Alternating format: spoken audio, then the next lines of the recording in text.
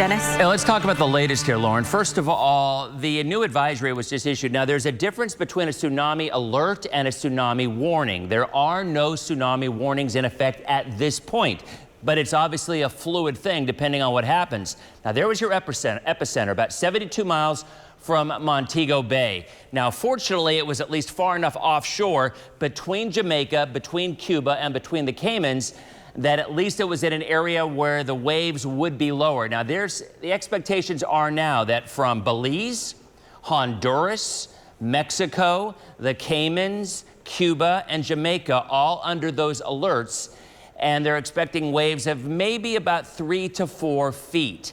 That's it. Now, that's above whatever the tide is. So again, your epicenter right there. If it had been quite a bit closer to Cuba, or for that matter, Jamaica or the Caymans, I would expect that surge, if you will, the tsunami effect, which is really nothing more than kind of like a storm surge with a hurricane, would impact quite a bit greater. So this is something that is literally changing every second.